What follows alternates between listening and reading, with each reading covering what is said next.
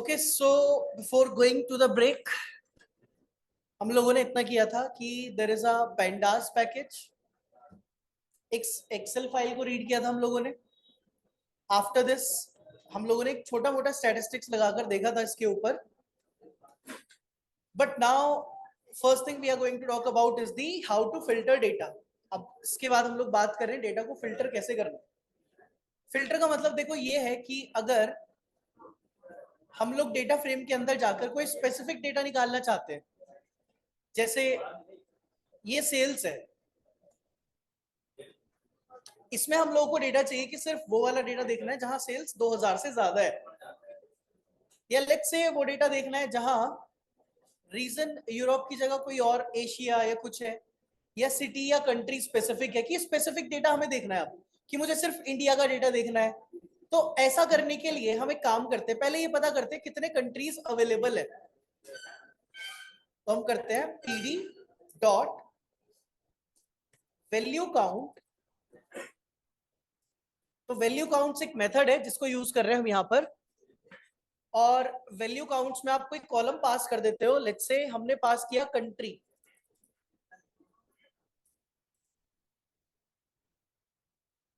तो ये ना आपको हर कंट्री का काउंट दे देता है कि किस कंट्री के कितने काउंट है। तो हर एक कंट्री का काउंट आ गया हमारे पास, कितनी बार वो रिपीट हुआ है डेटा के अंदर, कितनी बार आया है, फ्रीक्वेंसी उसकी, कितना डेटा यूएस का है, कितना डेटा चाइना का है, इस तरीके से हमारे पास आ जाता है। ठीक है, डीएफ हमारा डेटा फ्रेम है जिसके अंदर सारा डेटा है, उसके अंदर कंट्री नाम का कॉलम है, और कंट्री कॉलम में ये सब कुछ है। फिर हम ऐसा भी कर सकते हैं, सपोज कंट्री की जगह में लिखकर आ गया रीजन। तो रीजन क्या है, 3 कॉन्टिनेंट होंगे इसमें जो गिवन है, North America, Europe and Asia, उनका डेटा हमें गिवन है। ओके, तो this is how we can use value count method to get the number of items available, कि उसमें किस चीज का कितना डेटा अवेलेबल है। तो एक बारी में बेसिकली क्या होगा, कैसे आप 2 कॉलम फेच करने जाते हो तो ग्रुप बाय वगैरह करेंगे, वैसे तो वो ज्यादा बेटर है। बाकी अगर आप ऐसा करने की यहाँ पे कोशिश करते हो कि मैंने बोला रीजन और कंट्री दोनों का मुझे देखना है, तो वो एरर देना शुरू करेगा, क्योंकि एक में काउंट अलग होगा, एक में नंबर ऑफ एंट्री अलग है, तो सेम तो आ ही नहीं सकता फिर। तो इसलिए ये वाली चीज काम नहीं करेगी। तो एक बारी में एक का ही निकाल सकते हो, मल्टीपल का चाहिए तो ग्रुप बाय वगैरह करके निकाल ली।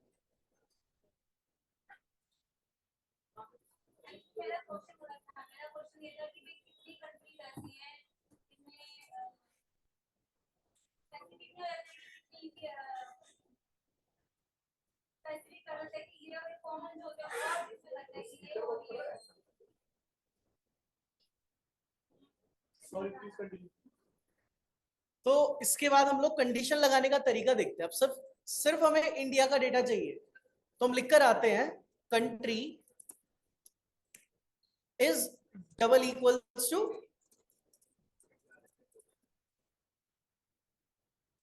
इंडिया। तो इंडिया के लिए शायद IND लिखा हुआ है बस।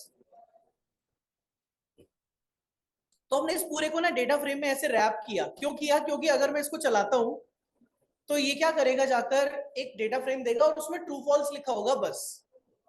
हमें ट्रू फॉल्स नहीं देखना ना, हमें तो ट्रू वाला डेटा चाहिए। तो बाय डिफॉल्ट क्या मिलता है, खाली ट्रू एंड फॉल्स। तो आप क्या करोगे, ऐसा लिख दोगे, तो आपको एक डेटा फ्रेम मिलेगा सिर्फ इंडिया का। तो IND शायद गलत लिख दिया है हमने, इंडिया पूरा लिखकर देखते हैं। ठीक है, तो ये इंडिया का डेटा आ गया। इसको एक वेरिएबल में डाल देता हूं मैं, IND_DF करके। तो ये जो पूरा इंडिया का डेटा है वो इंडिया डेटा फ्रेम के अंदर स्टोर हो गया है जाकर। सिंपल इनफ, समझ आता है कि this is how we can fetch India data, कि इंडिया का डेटा मिल गया मेरे को।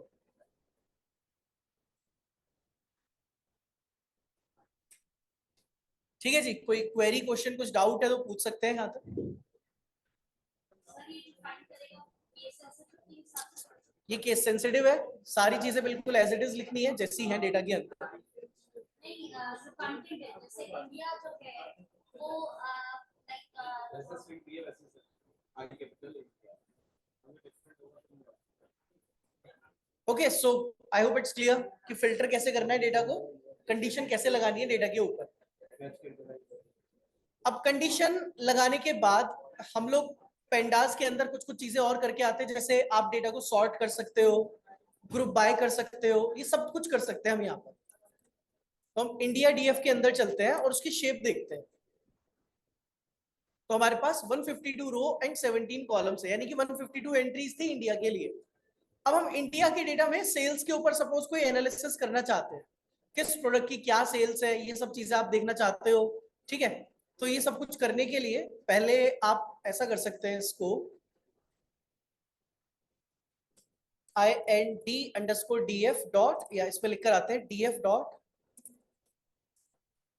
सॉर्ट, और एक मेथड आ जाएगा आपके पास वैल्यूज के नाम से। तो सॉर्ट वैल्यूज मेथड यूज करना है हमें सॉर्टिंग करने के लिए। और फिर इसमें आपको ये बताना है कि किस कॉलम के थ्रू आप सॉर्टिंग करना चाहते हो। लेट्स से प्रॉफिट के थ्रू करना है, सेल्स के थ्रू करना है, किस कॉलम के थ्रू हमें सॉर्टिंग करनी है एग्जैक्टली। तो बाय नाम का आर्ग्यूमेंट है, वहां पे आप अपने कॉलम का नेम पास कर देते हो कि मुझे प्रॉफिट के अकॉर्डिंग डेटा को सॉर्ट करना है। लेकिन ये डेटा जो ओरिजिनल है वो एज इट इज रहेगा हमेशा।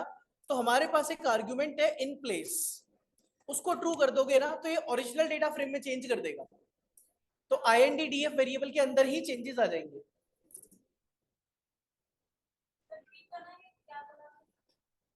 हमने IND_DF को सॉर्ट किया बेस्ड ऑन प्रॉफिट कॉलम, तो हमारे पास एक प्रॉफिट नाम का कॉलम है, चेक कर लेते हैं, ठीक है। प्रॉफिट के अकॉर्डिंग हमने सॉर्टिंग कर दी, बाय डिफॉल्ट वो असेंडिंग ऑर्डर में सॉर्टिंग करेगा। तो असेंडिंग ऑर्डर में जब वो सॉर्ट करेगा तो हमने प्रॉफिट के बेसिस पे किया, लेकिन वो सॉर्टिंग कहीं सेव नहीं होगी, आपको एक नए वेरिएबल में करना पड़ेगा सेव। तो हम नहीं नया वेरिएबल को ही ले रहे हैं, हमने लिख दिया इन प्लेस ट्रू, तो ओरिजिनल वेरिएबल ही चेंज हो जाएगा। तो अब अगर आप इसका हेड देखोगे तो you will see ascending order में सॉर्टिंग आ जाएगी आपके पास। देखो प्रॉफिट वाले कॉलम पर चलते हैं, देखो -34, -15, -1, -0, फिर +9, इस तरीके से प्रॉफिट आपका असेंडिंग ऑर्डर में सॉर्ट हो गया। अब आपने बोला असेंडिंग नहीं डिसेंडिंग में करना है, तो एक आर्ग्यूमेंट पास कर देंगे, असेंडिंग को कर देंगे फॉल्स, तो ये हो जाएगा डिसेंडिंग ऑर्डर में sort. In place existing variable में ही चेंज कर रहा है, IND_DF जो वेरिएबल है उसी के अंदर चेंजेस कर देगा, नहीं तो आपको नए वेरिएबल में डालना पड़ेगा, वो फॉल्स ही होता है बाय डिफॉल्ट। देखो अब प्रॉफिट डिसेंडिंग ऑर्डर में सॉर्ट हो गया हमारा, तो इस तरीके से हमारा प्रॉफिट असेंडिंग और डिसेंडिंग ऑर्डर में आ जाएगा।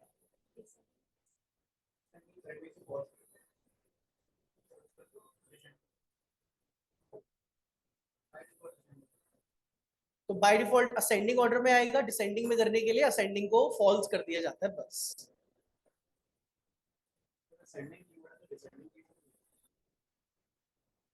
अब जरूरत क्या है, मतलब फॉल्स करके दे रहा है ना।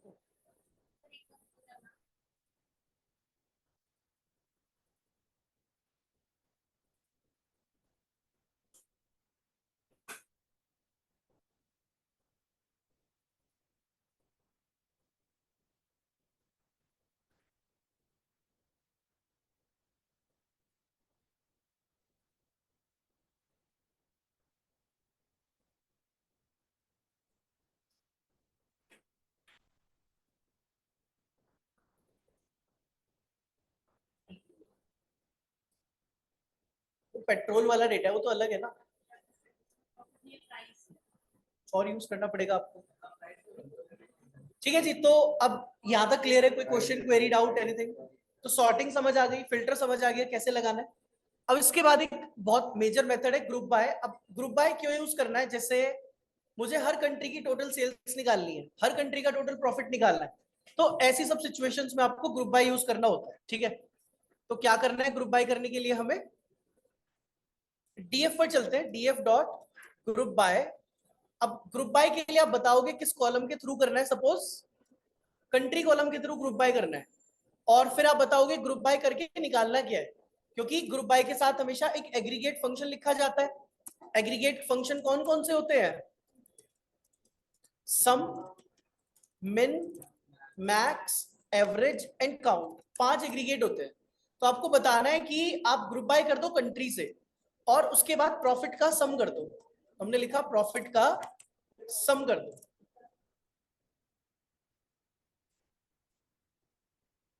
लेकिन वैल्यू थोड़ी ई की पावर में जा रही है, तो काम करते हैं।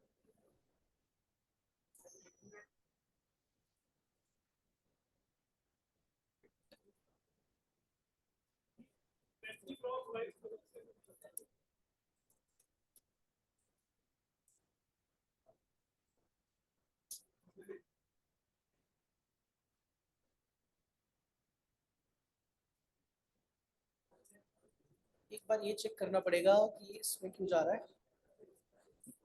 हाथ से सपोज सेल्स निकालते हैं,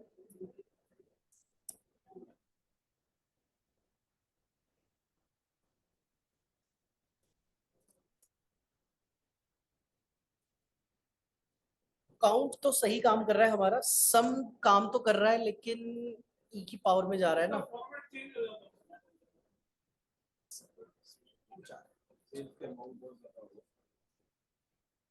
इतना भी ज्यादा नहीं है।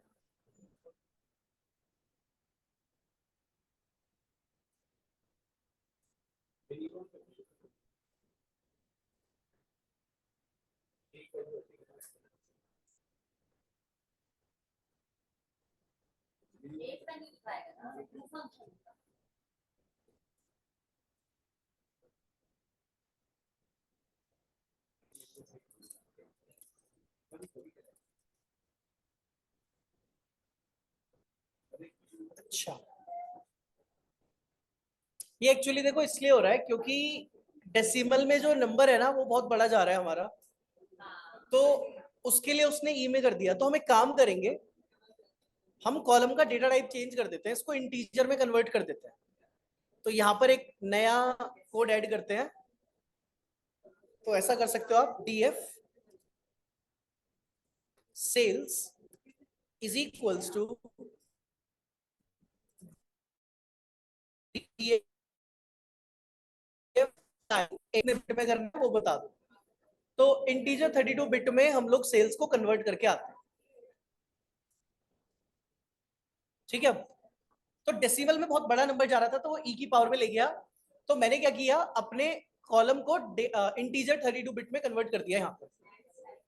तो जैसे ही वो इंटीजर में कन्वर्ट हुआ उसके बाद हम सेल्स करके आ गए, तो सेल्स का सम हमारे पास आ गया हर एक कंट्री के लिए। अब आप हर एक कंट्री के लिए सेल्स का सम, प्रॉफिट का सम, कुछ भी ऐसे निकाल के ला सकते हो।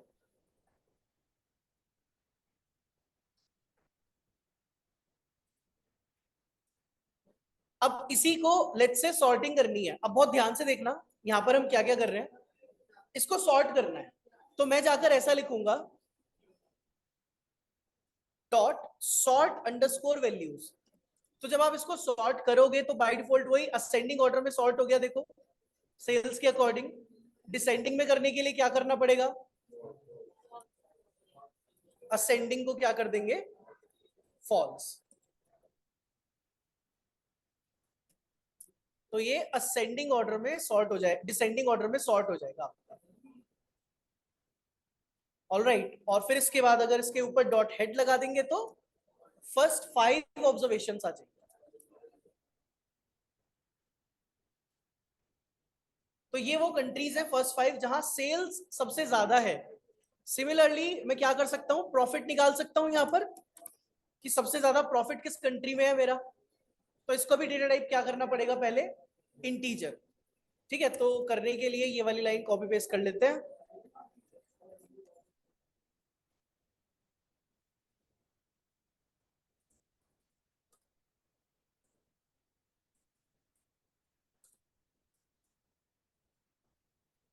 तो ये आ गया कि सेल्स एंड प्रॉफिट सबसे ज्यादा कहां कहां पर है। फिर ऐसे ही हमारे पास एक और कॉलम है जिसका नाम है प्रोडक्ट कैटेगरी, कि हर एक प्रोडक्ट का मेरे को देखना है सेल्स कितना है, प्रॉफिट कितना है। तो आपके पास देखो एक ही लाइन है, इसी में चेंजेस करना है। बस यहाँ क्या आ जाएगा आपके पास, प्रोडक्ट कैटेगरी। तो एक बार चेक करना पड़ेगा कॉलम का नाम क्या है, ऊपर चल के देखते हैं डेटा में। तो प्रोडक्ट कैटेगरी, ठीक है जी, तो प्रोडक्ट स्पेस कैटेगरी लिखकर आते हैं।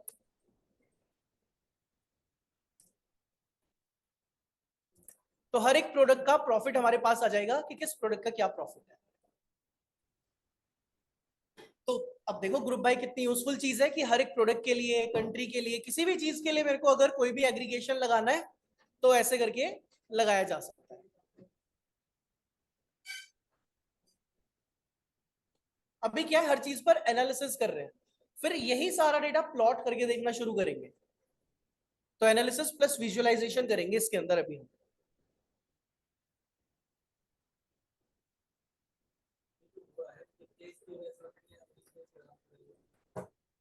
ये कहीं सेव नहीं हो रहा है, बस प्रिंट हो रहा है हमारा, किसी भी वेरिएबल में सेव नहीं है ये।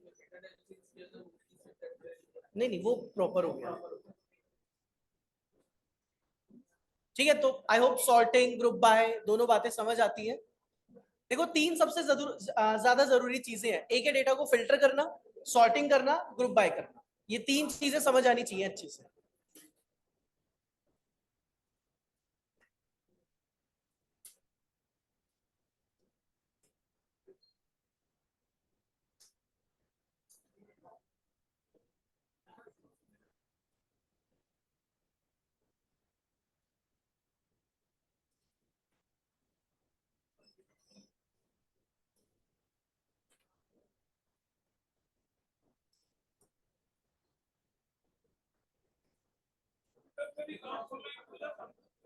सेम।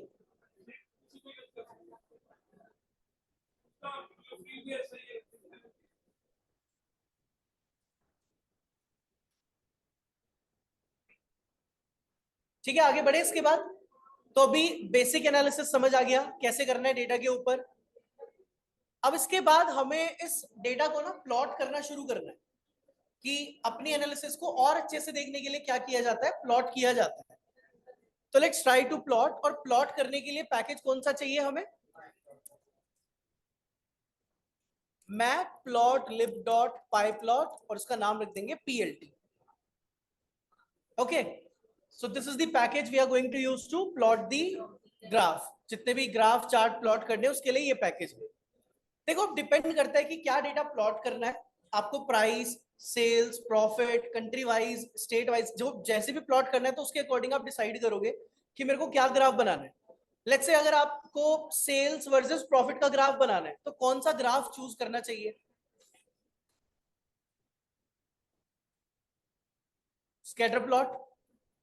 देखो जब न्यूमेरिकल डेटा है तो या तो स्कैटर प्लॉट या लाइन प्लॉट, लेकिन इस केस में हम क्या बनाएंगे, एक स्कैटर प्लॉट। तो हम लिखते हैं पीएलटी डॉट स्कैटर, और स्कैटर पे जाकर पहला कॉलम एक्स एक्सिस पे मेरे को रखना है सेल्स को, और वाई एक्सिस पे मुझे रखना है प्रॉफिट को, और फिर इसके बाद लिखकर आ जाते हैं पीएलटी डॉट शो। तो अब आप आउटकम देखना, आपके पास एक स्कैटर प्लॉट आएगा जिसमें कि सेल्स वर्सेस प्रॉफिट का ग्राफ होगा हमारे पास। ठीक है जी, तो ये देखो,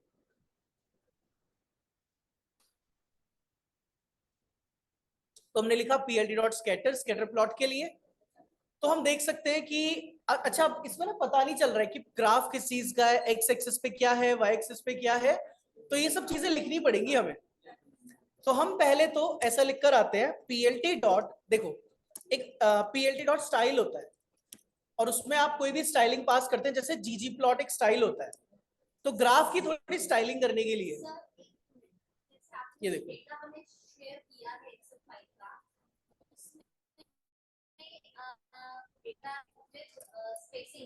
जैसे मैं डेली ऑयल कंजम्पशन की बात करूं या वर्ल्ड शेयर की बात करूं,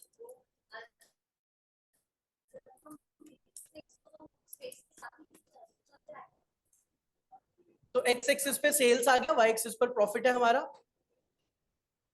ठीक है, तो एक्स लेबल वाई लेबल नाम का मेथड है जिसमें आपने बताया एक्स पर सेल्स, वाई पर प्रॉफिट, और फिर ग्राफ का टाइटल चाहिए तो पीएलटी डॉट टाइटल कर देते, सेल्स वर्सेस प्रॉफिट, ये हमारा टाइटल। तो इससे ग्राफ बनाया जाता है, पास एक सिंपल हम लोगों ने ग्राफ बनाया। तो वो डेटा के अंदर जाकर करनी पड़ेंगी आपको, डेटा फ्रेम है ना हमारा उसमें।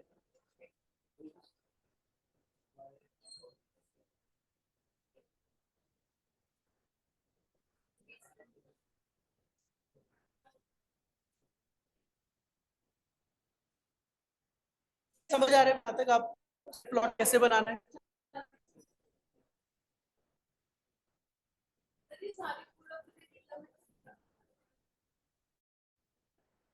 हाँ हाँ, बाद में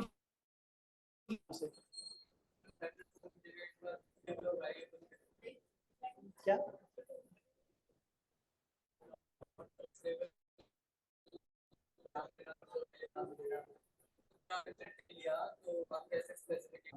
किस चीज को एक्स वाई लेबल कैसे देना है? ऐसे ही तो देना है, यही तरीका है x label y label method के थ्रू।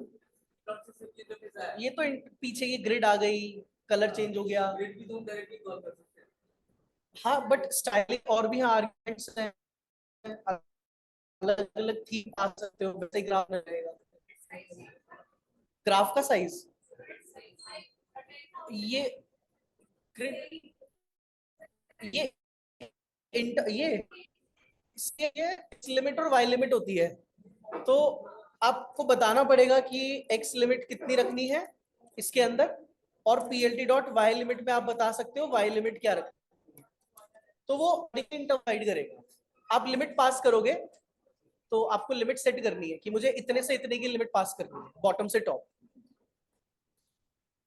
ओके, तो इस तरीके से ग्राफ बन जाता है भाई हम लोगों के पास एक सिंपल स्कैटर प्लॉट। तो ये था सेल्स वर्सेस प्रॉफिट का। अब इसी के बाद हम लोग और भी ग्राफ बनाते हैं।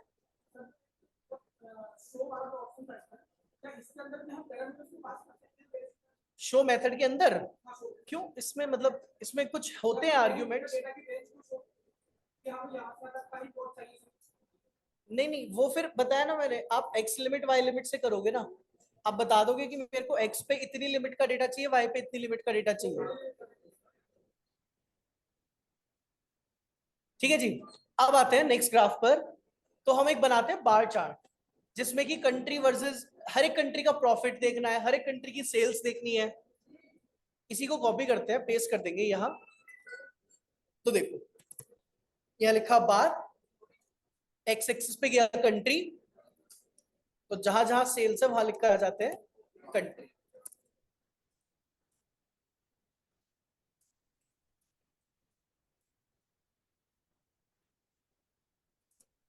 ठीक है जी, तो आपके पास एक बार चार्ट आ जाएगा जिसमें कि हर कंट्री का ग्राफ होगा। देखो अब हर कंट्री का एक बार होगा आपके पास।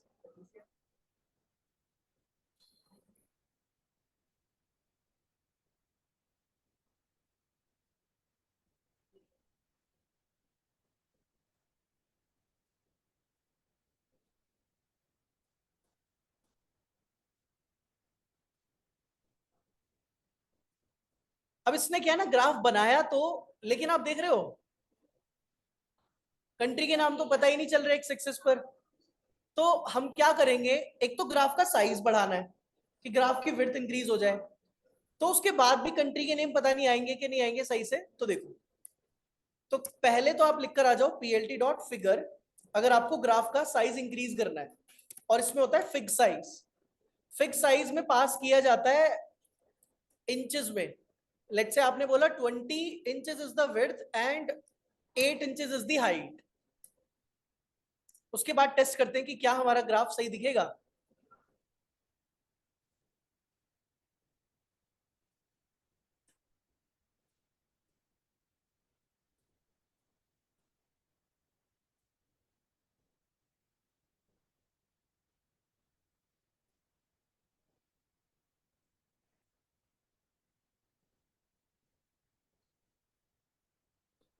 अब बेटर हुआ, लेकिन अभी भी ओवरलैपिंग है। तो अब एक ही ऑप्शन है कि ये जो लेबल्स हैं इनको रोटेट कर दो। तो हमारे पास एक एक्स टिक्स नाम का मेथड है, और उसमें आप बता दो रोटेशन कैसा करना है। आप चाहे तो एंगल पास कर सकते हो 45 डिग्री, या फिर सीधा क्या लिख कर आ जाओ, वर्टिकल। तो अब ये वर्टिकली आ जाएंगे, 45 लिख दूंगा तो 45 डिग्री रोटेट हो जाएंगे। तो हमने लिख दिया डायरेक्टली वर्टिकल, तो वर्टिकली रोटेट हो जाएंगे। बस 45 लिख दो, कुछ नहीं, बस 45।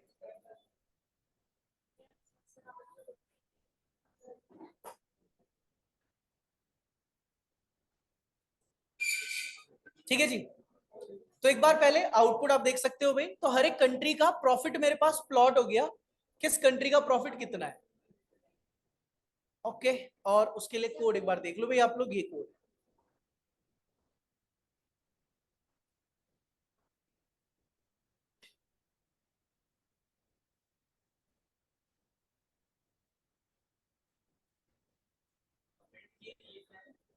X limit y limit, limits अगर चेंज करनी है तो एक्स एक्सेस और वाई एक्सेस की लिमिट्स चेंज करने के लिए, कि मेरे को जीरो से मान लो ये दिखा रहा है 1000 तक, मुझे 500 तक ही देखना है, तो एक्स लिमिट में डाल दूंगा 0,500।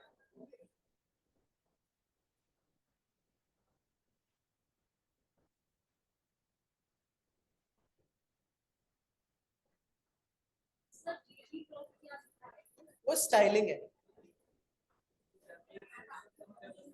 अलग अलग तरह के स्टाइल अवेलेबल है, उसमें से एक जीजी प्लॉट हम यूज कर रहे हैं।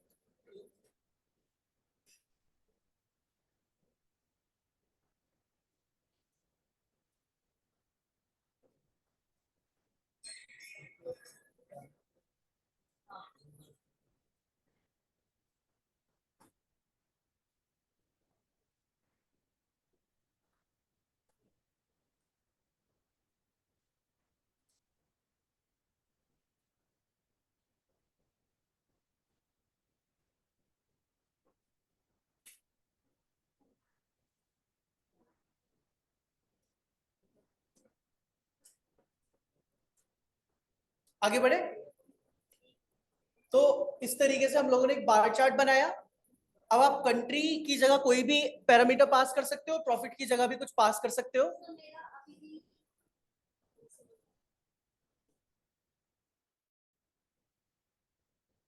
और एक ग्राफ हम इसमें डाल देते हैं, कंट्री की जगह पर डाल देते हैं प्रोडक्ट कैटेगरी।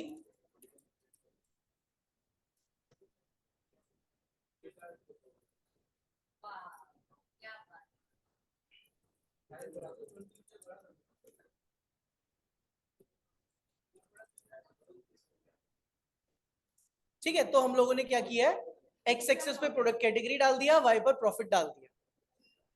तो इस बार एक्स एक्सेस को मैंने चेंज कर दिया है,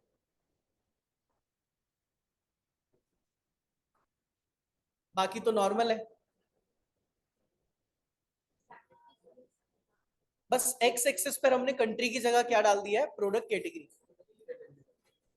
तो 6 प्रोडक्ट कैटेगरी है, उनकी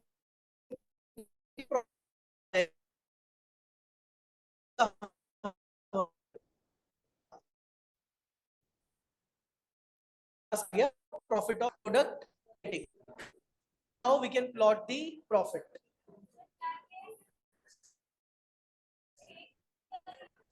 6 कैटेगरी है,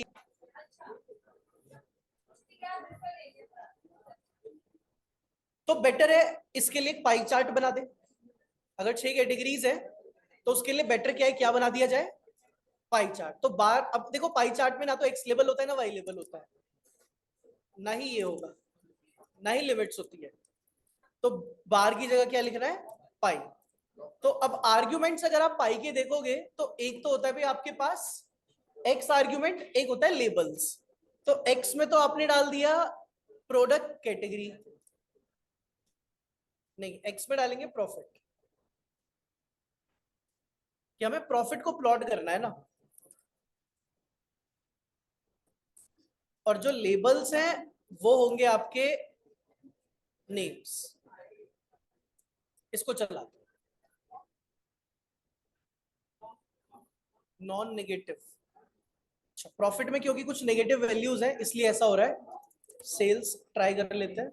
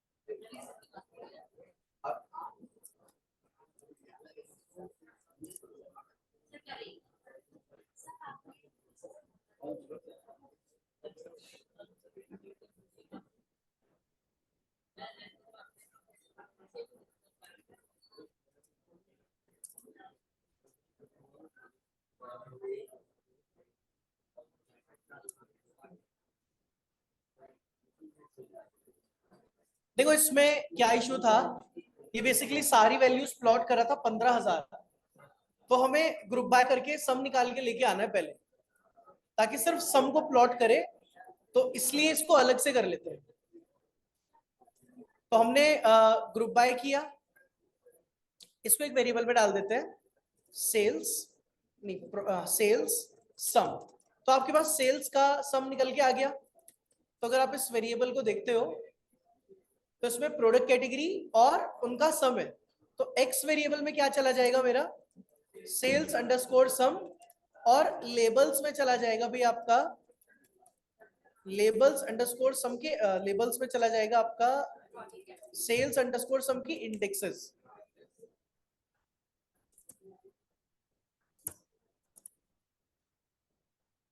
ठीक है इस बार, तो इसलिए इतना टाइम लग रहा था, हमने पिछली बार गलत आर्ग्यूमेंट पास किया था। तो अब हर एक प्रोडक्ट की आपके पास सेल्स आ गई, लेकिन वो मुझे लिखकर दिखानी है कि कितना पाई का कितना परसेंटेज है। तो एक आर्ग्यूमेंट पास करेंगे इसमें, पहले तो इसका रोटेशन कर देते हैं 90, ताकि ये 90 डिग्री से स्टार्ट हो। रोटेशन नहीं, एक आर्ग्यूमेंट होगा इसका एंगल, स्टार्ट एंगल।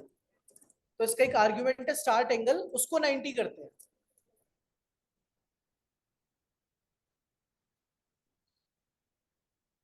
तो ये इसका स्टार्टिंग एंगल ये है यहाँ से, ठीक है। फिर इसके बाद हर एक के अंदर हमें लिखना है कौन कितना परसेंटेज है। तो ऑटो पीसीटी नाम से एक आर्ग्यूमेंट होता है। ऑटो पीसीटी का मतलब है ऑटो परसेंटेज। तो परसेंटेज का आर्ग्यूमेंट कैसे पास किया जाएगा, मॉड्यूलस 1.2f डबल मॉड्यूलस। तो परसेंटेज में दिखाना शुरू करेगा ये कि कौन कितना परसेंट लेता है।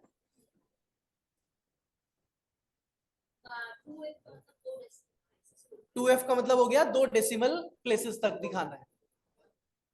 ऑल राइट, अब इसका थोड़ा साइज वाइज इंक्रीज करना है, तो साइज इंक्रीज करना हमें आता ही है। तो ये साइज इंक्रीज हो गया। बाकी इसमें एक छोटा सा काम और कर सकते हैं, एक आर्ग्यूमेंट होता है एक्सप्लोड। ठीक है, एक आर्ग्यूमेंट है हमारे पास, इसका नाम है एक्सप्लोड। तो एक्सप्लोड में क्या है ना, 6 पाई है, तो सबको 0 कर दो। किसी एक को एक्सप्लोड करना है, सपोज मुझे लेट्स से हम एक्सप्लोड करना चाहते हैं टीवी एंड वीडियो को।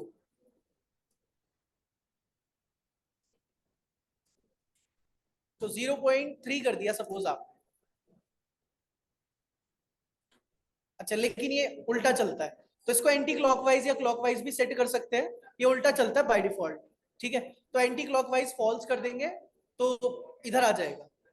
तो एक्सप्लोड ने, समझ आया आपको एक्सप्लोड ने क्या किया, कि उतना 20% एक्सप्लोड कर दिया इसको। थोड़ा बेटर दिखाना है तो शेडो पास कर सकते हो।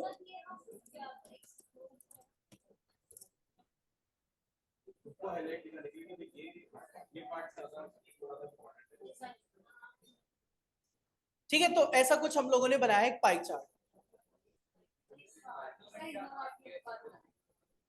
एक्सप्लोड के लिए क्या किया, 6 पाई है, तो 6 0 हो गए। जिसको एक्सप्लोड करना है उसका बढ़ा देंगे, 0.0 से लेके 0 पॉइंट आप मतलब 100 तक जाता है परसेंटेज में, एक तरीके से 30% है। Okay, so this is how explode works.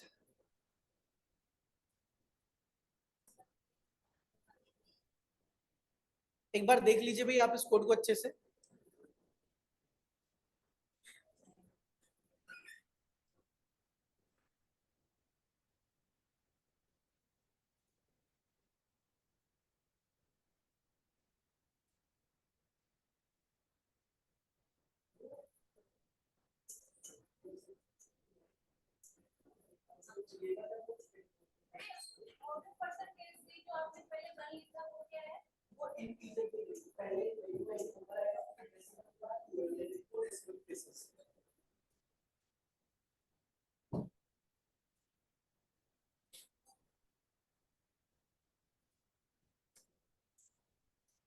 ठीक है, तो इस तरीके से हमारे पास एक पाई चार्ट भी आ गया। तो अब हमें देखो स्कैटर प्लॉट समझ आता है, बार प्लॉट समझ आता है, पाई चार्ट समझ आता है, कैसे प्लॉट करना है आपका। तो ऑटो परसेंटेज हर एक पाई की परसेंटेज दिखा रहा है ना, किस पाई ने कितना परसेंट एक्वायर किया हुआ है। ये 30% है, ये 16 है, ये 1 38 है। तो उसके लिए ऑटो परसेंटेज हमने पास किया ताकि वो ऑटोमेटिकली परसेंटेज कैलकुलेट करे। फिर सिंटेक्स में मॉड्यूलस लगाना पड़ता है दोनों तरफ। फिर 1.2f का मतलब 1 मतलब एक इंटीजर वैल्यू आएगी, डॉट 2f यानी कि डेसिमल के बाद 2 फ्लोटिंग पॉइंट नंबर अलाउड है। तो ये आ गया हमारे पास पाई चार्ट।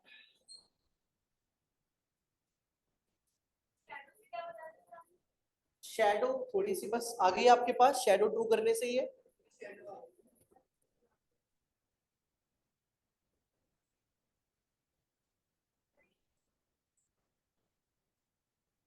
ये वाली जो पाई है बाहर निकल गई ना पाई चार्ट से, ये इतना बाहर, ये वाली जो पाई है कैमरा एंड कैम कोडर्स, तो उतना एक्सप्लोड हो गई जितना आपने बोला। सर अगर हमारे डेटा में डेटा सेट में लॉस है, लॉसलेस डेटा है, सॉरी लॉसी डेटा है, तो उस केस में चार्ट नहीं बनेगा। चार्ट तो बन जाएगा। लॉसी डेटा मतलब आप कह रहे हो मिसिंग वैल्यूज है डेटा में, हाँ तब नहीं बनेगा। तो वो एग्री, तो पहले उसको मैंने ये वाला डेटा भी तो दिया हुआ है, आपने डाउनलोड नहीं किया। ये सब कुछ अपलोडेड है आप लोगों का यहाँ पर, जितना भी कोड है डेटा सेट है, सब कुछ आपका गिट पर अपलोडेड है, सब कुछ है। आज वाला मैंने अभी तक जो लेटेस्ट है वो नहीं डाला, ब्रेक के पहले का डाल दिया है। ये पेंडास इंट्रोडक्शन है, यहाँ पर मिल जाएगा भी आप लोगों को।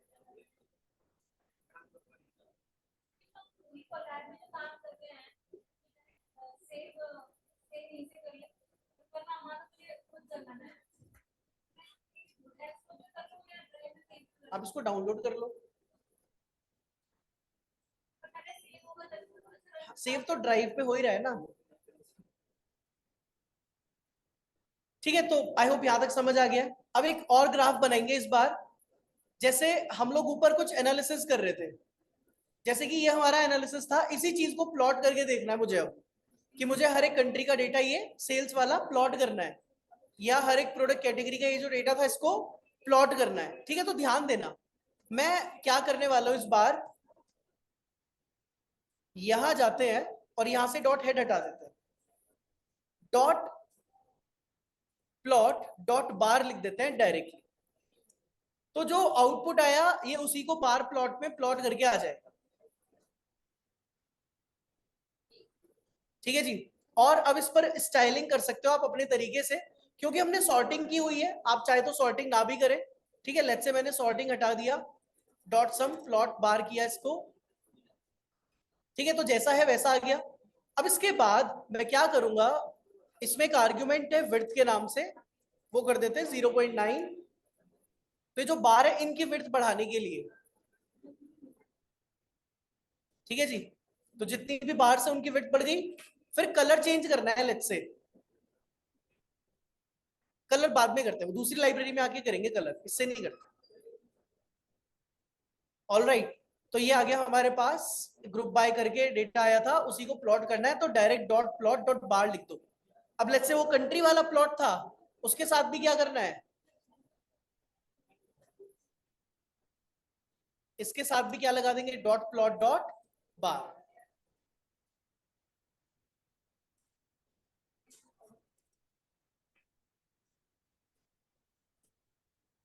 बस विड्थ सेट कर देंगे बार्स की 0.8 लेट्स से।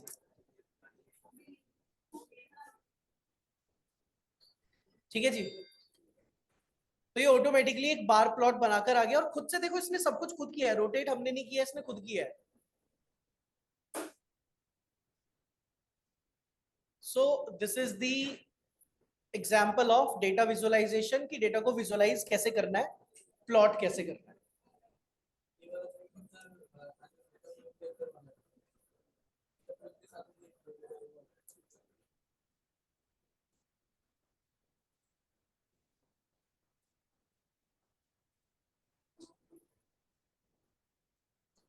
तो देखो इस तरीके से बनती है हमारी एक प्रॉपर केस स्टडी, कि जब आपको कोई केस स्टडी बनानी है, so this is the process. ठीक है। इसके अलावा एक और प्लॉट होता है जिसका नाम है बॉक्स प्लॉट। सो समझते हैं बॉक्स प्लॉट क्या होता है? तो लेट्स से आपने बोला एक बॉक्स प्लॉट बनाना है, तो बॉक्स प्लॉट के आर्ग्यूमेंट्स में आते हैं एक्स पास करना है। एक्स के लिए हमने पास किया सपोज प्रॉफिट।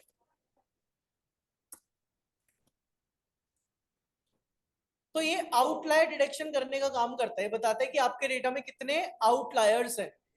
अगर आपको डेटा में आउटलायर्स डिटेक्ट कराने हैं तो वी यूज बॉक्स प्लॉट। ये जितने भी सर्कल है क्या है? आउटलायर्स। तो बॉक्स प्लॉट के लिए आपको IQR समझ आना चाहिए। इंटर क्वार्टाइल रेंज होता है, हम लोग मैथ्स में पढ़ते हैं जिसको, जिसमें 25%, 75%, 50% है, वो ये है। ये मिनिमम है, ये मैक्सिमम है, ये मिड वैल्यू मीडियन है। इसके ऊपर जितना भी डेटा है ये मेरा क्या है? आउटलायर।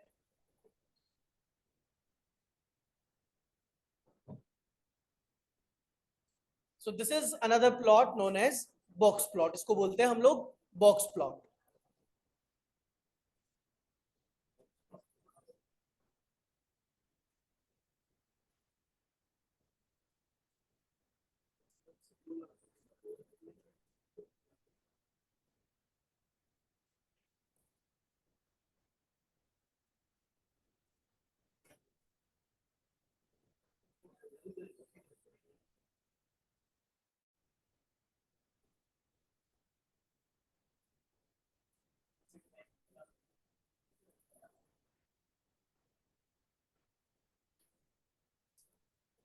ठीक है, तो आई होप यहां तक समझ आता है। तो लेट मी शेयर दिस, एक बार शेयर कर देता हूं मैं आप लोगों को पहले।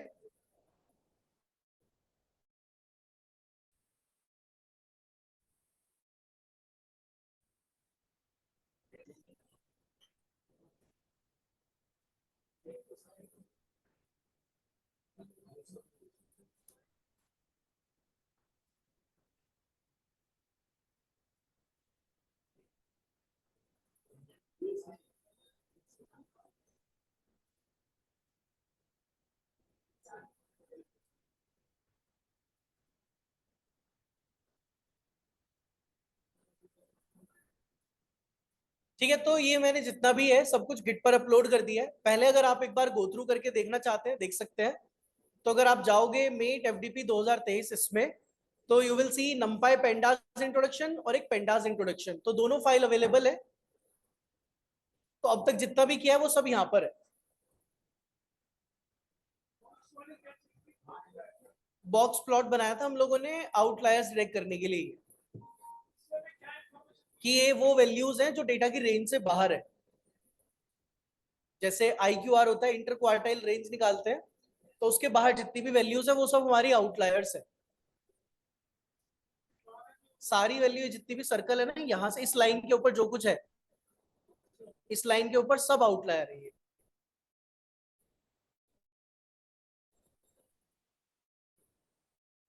इनकी वजह से क्या होगा?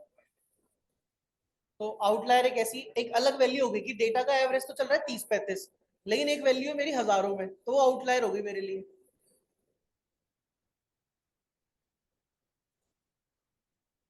ठीक है, एक बार आप लोग गो थ्रू कर लीजिए, और कोई डिस्कशन करना है कर सकते हैं, फिर आगे बढ़े।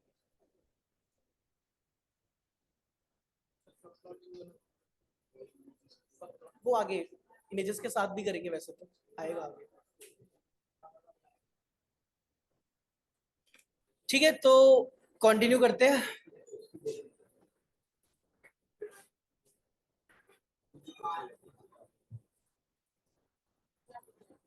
ऑलराइट, तो देखो अभी इसके बाद हमारे पास एक केस स्टडी हम लोग बनाने वाले हैं।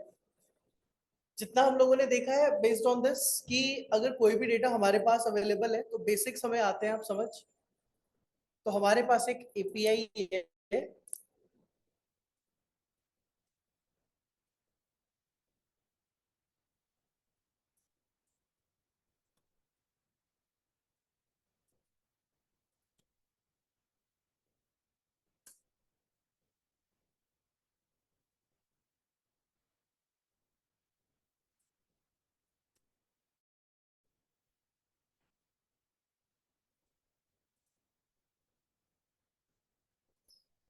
तो देखो हम लोग क्या यूज करने की कोशिश करते हैं, यहाँ पर हमारे पास एक कोविड-19 की एक एपीआई है, ठीक है। पहले एक बार जरा मैं इस यूआरएल पर जाता हूँ, एक जेसन मिलेगा हमें। तो ऐसे करके अलग अलग तरह की जेसन फाइल अवेलेबल है। तो इसमें से आप कोई भी एक जेसन पिक कर सकते हो जो भी आपको यूज करनी है। तो कोविड-19 के डेटा के ऊपर ये अवेलेबल है, ओके। जैसे इसमें कंफर्म केसेस, रिकवर, टेस्टेड, ये सब कुछ गिवन है ना। तो ये सब एपीआईज हैं जो ऑलरेडी गिवन है। इनकी सीएसवी फाइल्स भी हैं, देखो यहाँ पर ये सब सीएसवी फाइल्स हो गई। ये सब सब सीएसवी है। आपको सीएसवी नहीं चाहिए तो आप इसकी जेसन फाइल यूज कर सकते हो, जो कि यहाँ से हम लोग देख रहे हैं, ठीक है। तो यहाँ से कोई भी एक जेसन उठा सकते हैं। लेट्स से अगर हमें चाहिए ये नेक्स्ट वाला, current day number across district and state, या फिर daily number across confirm, recovered and disease and tested पर स्टेट हिस्टोरिकल डेटा। तो ये हिस्टोरिकल डेटा है, आप चाहे तो हिस्टोरिकल डेटा यूज कर सकते हो। तो करना क्या होगा, ये यूआरएल अवेलेबल है, और यूआरएल हिट करना हमें आता है पाइथन से। कैसे किया जाता है, तो एक न्यू नोटबुक बनाते हैं पहले। देखो इस केस स्टडी में जो हमारे लिए मेन चैलेंजेस होते हैं वो ये होते हैं कि डेटा एक्सेल या सीएसवी में नहीं है, जेसन में है, उसको कन्वर्ट करना है हमें डेटा फ्रेम के अंदर। तो सबसे पहले क्या क्या पैकेजेस की जरूरत है वो इंपोर्ट करते हैं। पेंडास चाहिए होगा, मैटप्लॉटलिब चाहिए होगा, इसके अलावा आपको urllib.url चाहिए,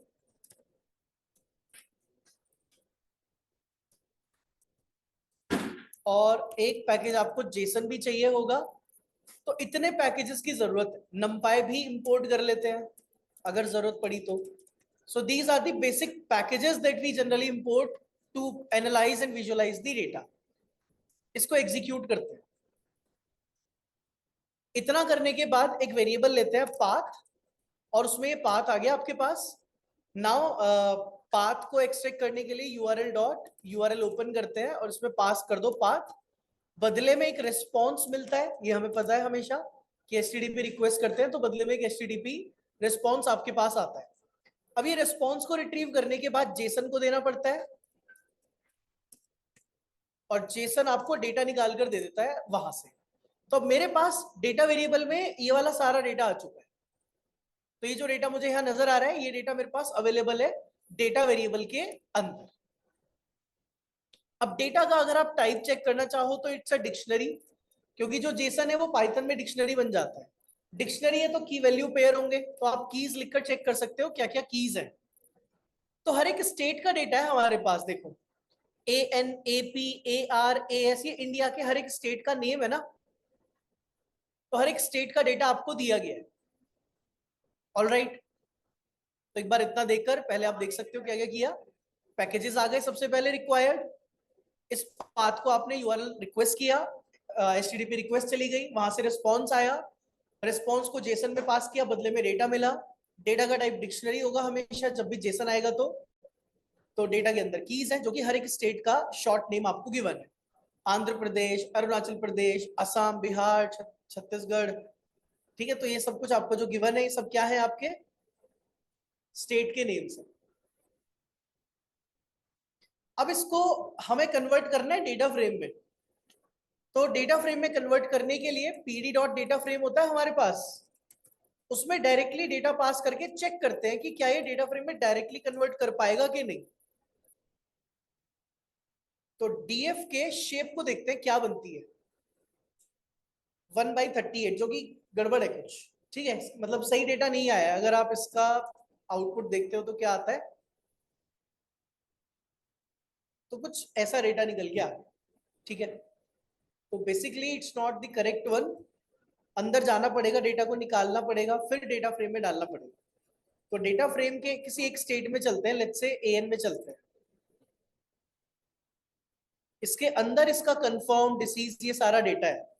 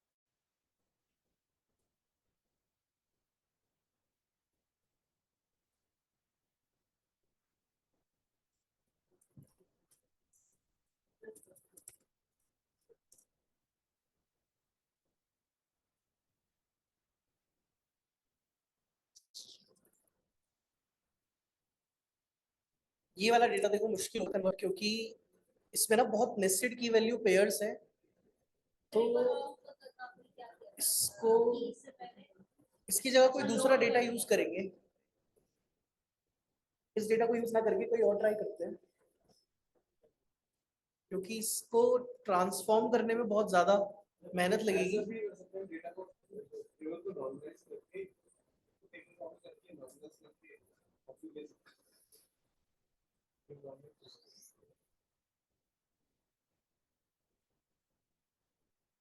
सर जेसन लोड क्यों लिखा था पड़े?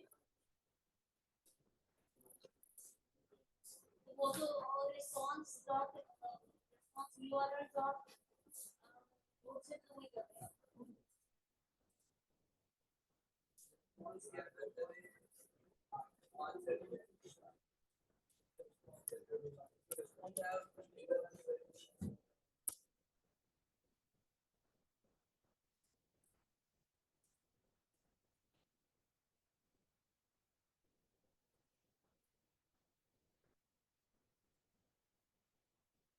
मैं कोई दूसरा यूआरएल ट्राई करता हूँ, एक सेकेंड।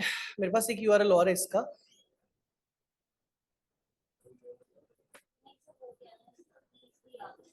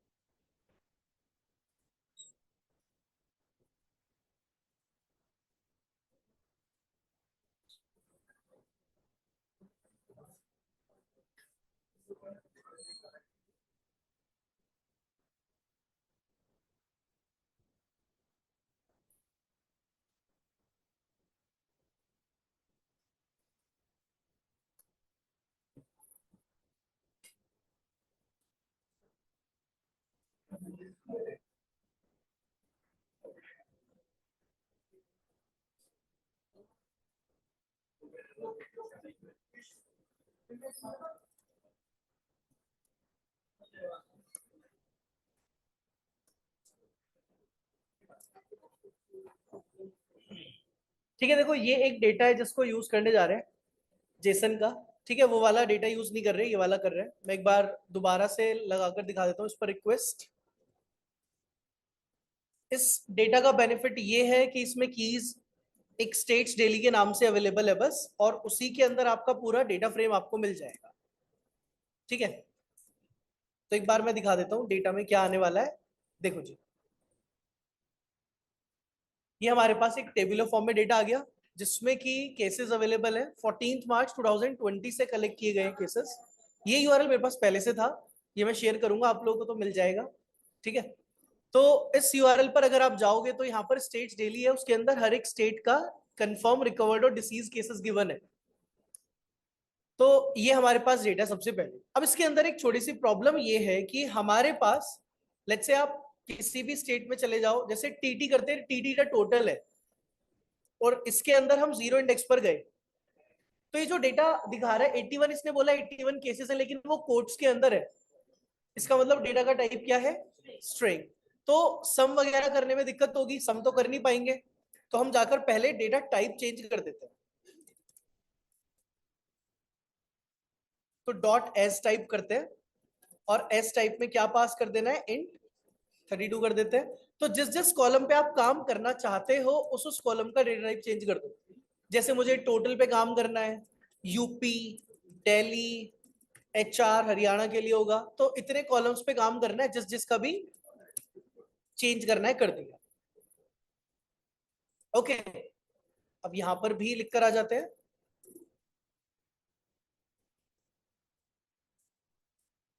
तो इतने कॉलम का डेटा टाइप हमने क्या कर दिया है, इंटीजर, इन सब का। तो अब अगर आप जाकर देखोगे डीएफ टीटी स्क्वायर ब्रैकेट 0, तो आपको इंटीजर वैल्यू नजर आएगी इंस्टेड ऑफ कोट्स, आपको डायरेक्टली क्या नजर आता है, 81।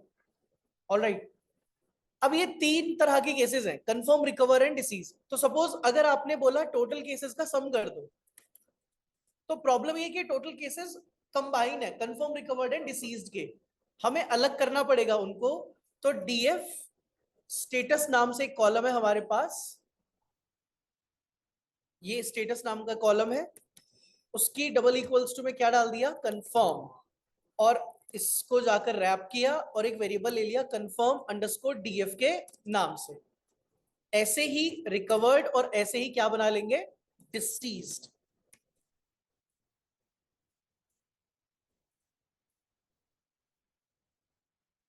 वेरिएबल का नाम भी कुछ ऐसा ही रख देते हैं।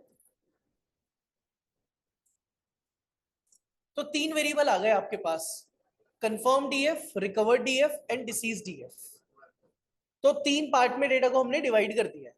ऑलराइट, तो हम डेटा फ्रेम पे काम तब करेंगे जब पूरे डेटा पर करना है, बाकी अदरवाइज अगर हम ये वाली चीज दोबारा चलाते हैं, लेकिन यहां लिख देते हैं कि हमें कंफर्म डीएफ का सम करना है। So these are the total confirm cases of India. ठीक है, जब तक हमें जितना भी डेटा गिवन है उतने के लिए। अब इसमें हम लोग प्लॉट करना शुरू करेंगे, डेटा को विजुअलाइज करना शुरू करेंगे डेटा को। तो पीएलटी डॉट फिगर बनाते हैं पहले, और फिगर का साइज सेट कर देते हैं कुछ, लेट्स से विड्थ कर देते हैं उसकी हम 15, हाइट कर देते हैं 10। अब पीएलटी डॉट प्लॉट करते हैं जब हमें लाइन प्लॉट बनाना होता है। ठीक है, लाइन प्लॉट के लिए क्या लिख देते हैं, पीएलटी डॉट प्लॉट, और इसमें एक्स एक्सेस वाई एक्सेस। तो एक्स एक्सेस पे रखने वाले हैं डेट, तो कंफर्म डीएफ में चलते हैं, और डेट नाम का कोई कॉलम है हमारे पास, ये देखो जी डेट कॉलम अवेलेबल है, लेकिन डेट बिना स्ट्रिंग टाइप में होगा, डेट का टाइप भी क्या होगा, स्ट्रिंग। तो जैसे ये चीज भी हम देखकर आते हैं एक बार। आपने लिखा डीएफ डेट स्क्वायर ब्रैकेट 0, तो आप देखो 14 मार्च किस में लिखा हुआ है, कोट्स में लिखा हुआ है। अगर मैं डेट वाई एमडी को यूज करूं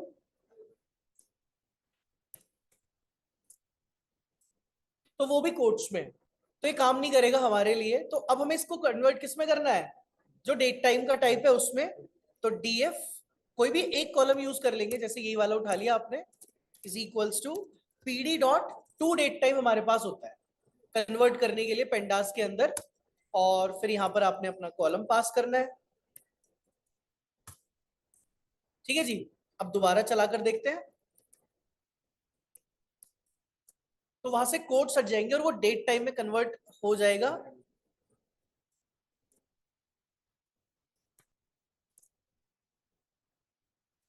ठीक है, ये देखो, तो ये टाइम स्टैम्प टाइप में आ जाता है। तो दोबारा एक बार ये कोड यहां तक चला देते हैं।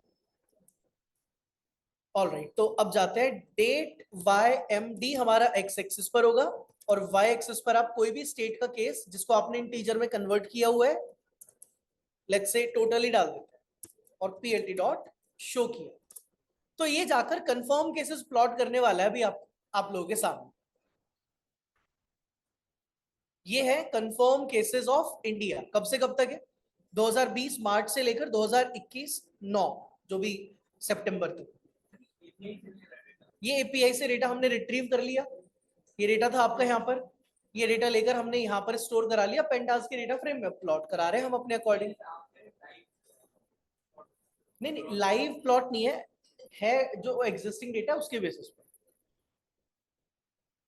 ओके, ठीक है जी, यहां तक समझ आती है बात।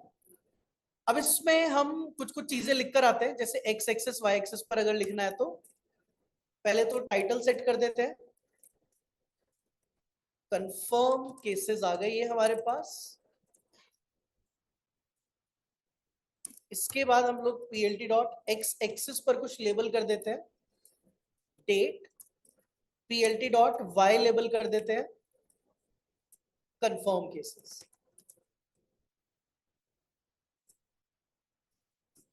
ठीक है, तो ये आ गया आपके पास एक सिंपल लाइन प्लॉट कैसे बना। अब सोचो, हम लोग कंपैरिजन दिखाना चाहते हैं कंफर्म रिकवर्ड या डिसीज का, या कंफर्म्ड और डिसीज का, या कंफर्म्ड और रिकवर्ड का अगर कंपैरिजन करना है तो एक ही प्लॉट में मल्टीपल लाइंस चाहता हूं मैं आ जाए। तो कुछ करना नहीं है, देखो इसी को कॉपी करते हैं, पेस्ट करते हैं, तो यही सब कुछ रखना है, बस डेटा फ्रेम बदल जाएगा। तो यहां पर आ जाएगा मेरा रिकवर्ड डीएफ,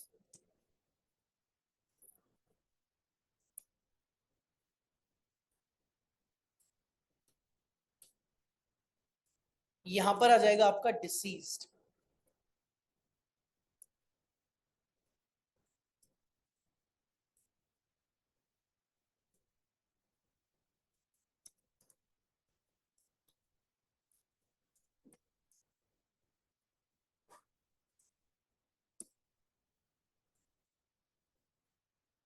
ओके, तो हमारे पास अब जो टोटल केसेस हैं वो प्लॉट कर रहे हैं, तो एक्स एक्सिस पे तो डेट ही रहेगा, वाई एक्सिस पे अब हमारे confirm cases, recovered cases, disease cases, तो हमें तीन अलग अलग लाइंस देखने को मिल जाएंगी। तो पहले इसको चला, अब ये तीन लाइन तो यहाँ पर आ गई, लेकिन ये पता नहीं चल रहा है कौन सी किसकी है, तो इसके लिए लेबलिंग भी हमें ही करनी पड़ेगी। तो हम लेबलिंग करके आते हैं यहाँ, तो यहाँ प्रोवाइड कर दो आप label is equals to confirm, इसका लेबल सेट कर देते हैं रिकवर्ड, और इसका लेबल सेट कर देते हैं डिसीज्ड, और लास्ट में जाकर लिख दो पीएलटी डॉट लेजेंड।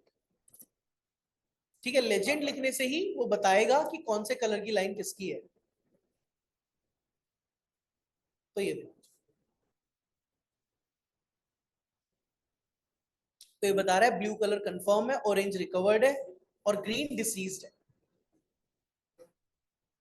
तो ये था confirm versus recovered versus disease. अब क्या करेंगे, इस बार हम सपोज स्टेट वाइज कंपैरिजन करना चाहते हैं कि यूपी दिल्ली का कंपैरिजन देखना है मुझे कंफर्म केसेस का, तो दो लाइन हमारे पास आनी चाहिए। तो कंफर्म केसेस टीटी की जगह आपने डाल दिया डीएल, और कंफर्म केसेस यहां डीएल की जगह आ गया यूपी। तो अब हमें देखने हैं cases of UP versus Delhi.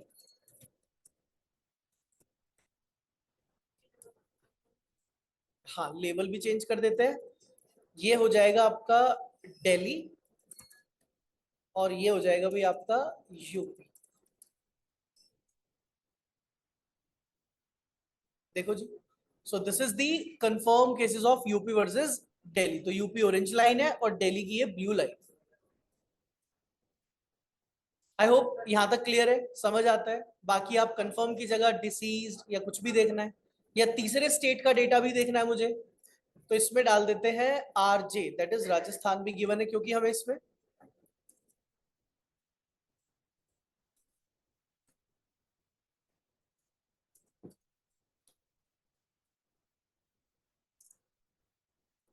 तो ये 3 स्टेट का कंपैरिजन आ जाएगा आपके पास, ये ठीक है। तो कभी जैसे आप न्यूज वगैरह भी देखते हो तो उसमें भी ये सब एनालिसिस इसी तरीके से ग्राफ वगैरह के थ्रू दिखाते हैं जनरली, ठीक है।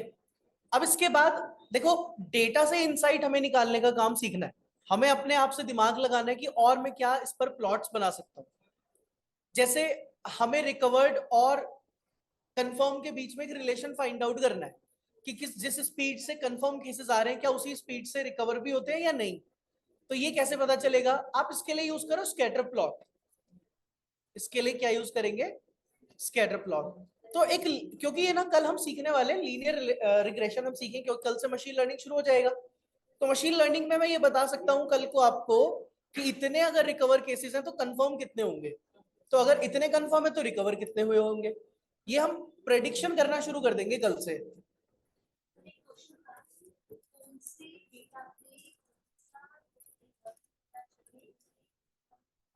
कल पूछ लेना आप मेरे से। तो कंफर्म डीएफ में जाते हैं और लेट्स से यहाँ टोटल डेट है, नहीं, एक्स एक्सिस पे आपने रखा कंफर्म केसेस टोटल, और वाई एक्सिस पर हम रखते हैं रिकवर्ड केसेस टोटल। तो बेसिकली एक्स एक्सिस और वाई एक्सिस पर हम लोगों ने क्या क्या रखा है देखो, ये देखो जी। तो कुछ ऐसा प्लॉट हमारा आता है। तो मतलब देखो ये तो नजर आता है साफ कि अगर एक्स एक्सिस इंक्रीज हो रहा है तो साथ में वाई एक्सिस भी हो रहा है, लेकिन डेटा बहुत अच्छा गिवन नहीं है। मतलब कि हमारा जो रिलेशन बनेगा वो डेफिनेटली यहां तक तो सही चलेगा जहां तक सारी चीजें ठीक है, लेकिन उसके बाद कुछ डेटा ऊपर जाता है, कुछ डेटा नीचे भी जाता है। तो वहां कुछ कुछ प्रॉब्लम्स आ सकती है माइंड में, ठीक है। आई होप यहां तक समझ आता है, क्लियर होता है। तो ये ना लीनियर रिलेशन फाइंड आउट करने का हम काम कर रहे हैं, क्योंकि कल को अगर हमें मशीन लर्निंग लगानी है, मुझे पता करना है कि कितने रिकवर हुए तो कितने कंफर्म आए होंगे, ये प्रिडिक्शंस निकालनी है मशीन लर्निंग के थ्रू। तो ये सब करने के लिए स्कैटर प्लॉट बिल्कुल बेस्ट प्लॉट है। इसमें फिर अपनी प्रिडिक्शन वाली लाइन पास कर दूंगा मैं, ओके। इसके अंदर जैसे हम सी लैंग्वेज में हमें कंसीडर की एक वो होती है भाई कितना टेंस है थाउजेंड है हंड्रेड है तो उसमें है तो मतलब टाइप डाटा टाइप कैसा है कि इसमें बताना नहीं पड़ता थाउजेंड है जो मिलियन है।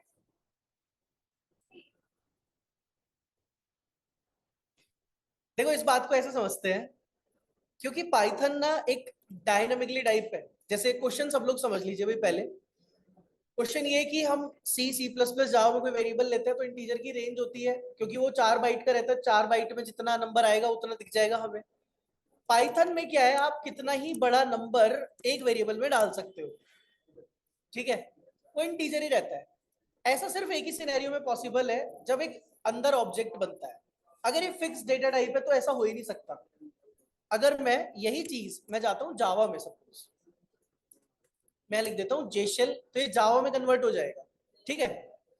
अगर यही चीज मैं जावा में करने के लिए बोलता हूँ आपको कि एक इंटीजर एक्स ले लो, इतना बड़ा ले ही नहीं सकते, मना कर देगा, ठीक है। क्या बोलेगा? इंटीजर नंबर टू लार्ज, कहता पॉसिबल ही नहीं है, क्योंकि 4 बाइट का है। 4 बाइट की रेंज कितनी है? 2 की पावर 31।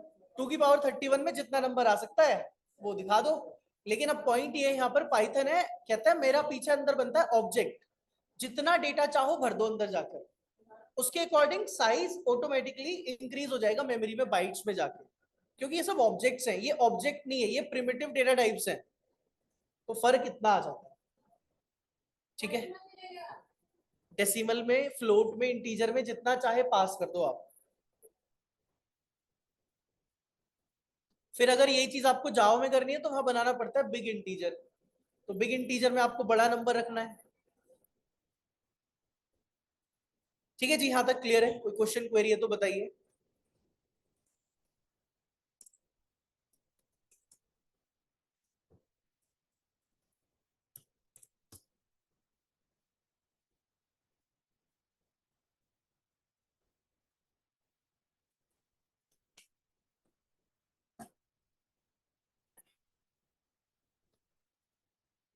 बाकी देखो इसके अलावा एक लाइब्रेरी और है हमारे पास जिसका नाम है सी बॉर्ड। क्या नाम है? सी बॉर्ड। ये मैटप्लॉटलिब की एक कजिन लाइब्रेरी की तरह समझ लो आप, जिसके अंदर सी बॉर्ड लिखना था, जिसके अंदर प्लॉट करने का तरीका और अच्छा है। यानी कि इसके जो ग्राफ आउटपुट आते हैं वो थोड़े और अट्रैक्टिव आते हैं। ये इसका फायदा है एक्स्ट्रा, बाकी और कोई एक्स्ट्रा फायदा नहीं है। ठीक है, मतलब ब्यूटिफिकेशन बहुत अच्छी है इसकी। तो एसएनएस डॉट कोई भी अगर आपको प्लॉट बनाना है यहां से बना सकते हो, जैसे स्कैटर प्लॉट में चलते हैं।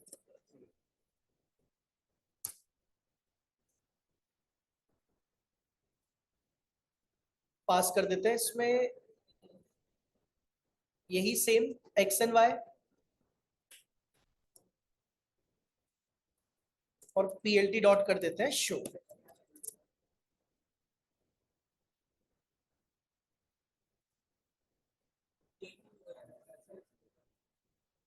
नहीं, पीएलटी ही चलता है इसमें, है मैटप्लॉटलिब के ऊपर ही बना हुआ है ना। क्या गलती की इसमें हमने? डेटा, अच्छा डेटा पास नहीं, डेटा है हमारा कंफर्म डी।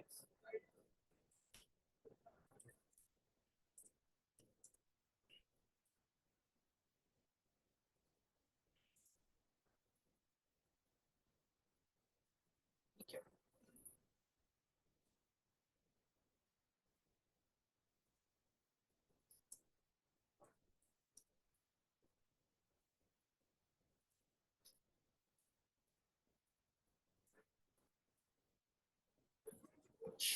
हम स्कैटर प्लॉट बना रहे हैं ना।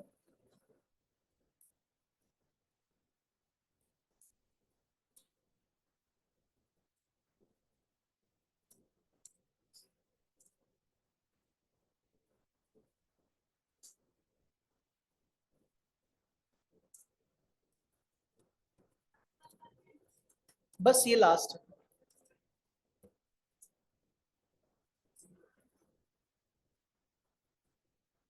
ठीक है, तो बस मैं एक सी बॉर्न का एग्जांपल दिखा रहा था, अभी तो ऑलमोस्ट ऐसा ही है। इसकी जगह कोई बार प्लॉट आप ट्राई कर सकते हो। हाँ, थोड़ा लुक वगैरह चेंज करने के लिए है, और भी कुछ कुछ फीचर मिल जाएंगे, ऐसा नहीं खाली इतना ही है।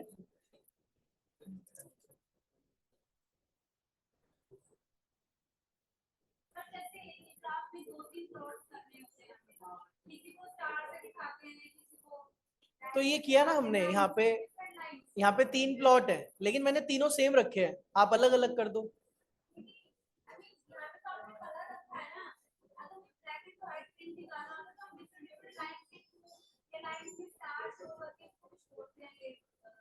देखो उसके लिए यहाँ पे पास कर देते हैं, आर्ग्यूमेंट होते हैं, मार्कर बोलते हैं वैसे तो उसको, हाँ हाँ राइट। मार्कर्स बोलते हैं। अब ये पीएलटी डॉट प्लॉट तो लाइन प्लॉट कर देगा। अब मान लो इसको आप ओ कर दो तो ये सर्कल में आ जाएगा।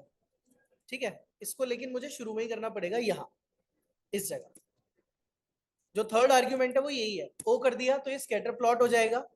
फिर यहाँ आप हाइफन एक्स डाल सकते हो मेरे ख्याल से, एक मार्कर, एक लाइन ही रहने देते हैं। कॉमा यहाँ नहीं लगाया हमने, यहाँ पे भी नहीं लगाया।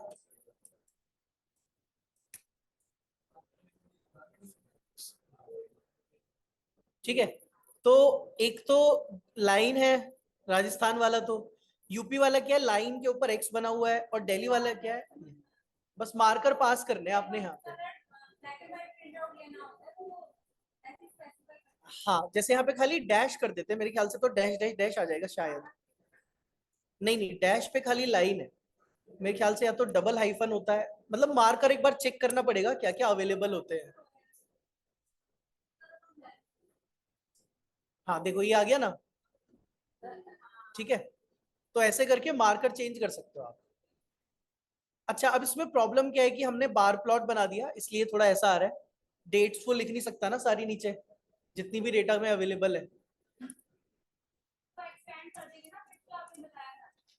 तब भी बहुत सारी है, मतलब पूरा डेटा है, तो इसलिए या तो वो कर ले ईयरली, क्योंकि लाइन प्लॉट था, लाइन प्लॉट को हमने बार प्लॉट में कन्वर्ट किया है। ठीक है, तो लुक एंड फील देख रहे हो आप, ऑटोमेटिकली कलर खुद भर गए उसमें। आप इसको मैटप्लॉटलिब से बनाओगे इतना अच्छा नहीं दिखेगा, खुद करना पड़ेगा सब कुछ। ठीक है, तो अभी हमने क्या है ना, बेसिक बेसिक एनालिसिस आज देख लिया, इस पे एनालिसिस एंड विजुअलाइजेशन देख लिया है। अब आप लोग इसको प्रैक्टिस करना, और फिर कल हम इसमें इंप्लीमेंट करने वाले हैं मशीन लर्निंग। तो कल से आपका लीनियर रिग्रेशन वगैरह शुरू हो जाएगा, मशीन लर्निंग इंप्लीमेंटेशन शुरू हो जाएगा। इसको भी मैं गिट पर डाल देता हूँ।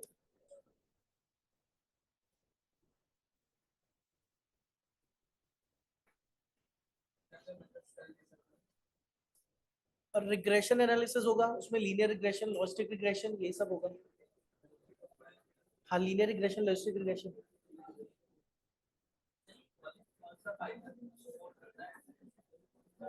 कोई भी मतलब ये अपने आप ही लेटेस्ट वाला रखता है।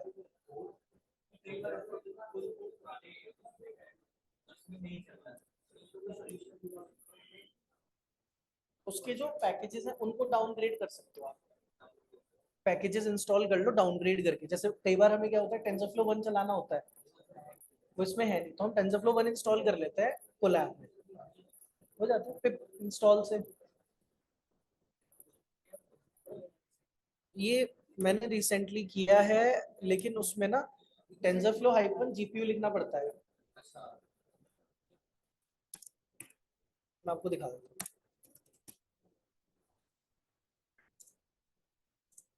ठीक है, तो अगर आप ये कभी भी इंस्टॉल करना चाहते हो ना, तो इसकी कमांड में फिर वो जीपीयू वगैरह लिखना पड़ता है। हाँ, हो जाता है। मैंने एक एनवायरनमेंट इसका पाइथन में बनाया भी हुआ है, कमांड देखनी पड़ेगी इसकी एक बार बस। ठीक है, जैसे ये इसमें मिल जाएगा। ठीक है, ये ऐसे करके सेट करना पड़ता है। नहीं तो tf.compat करके यूज करना पड़ता है, tf.compat.v1। वो मतलब पैकेज इंस्टॉल करने की जरूरत नहीं है, वो पैकेज पहले से है।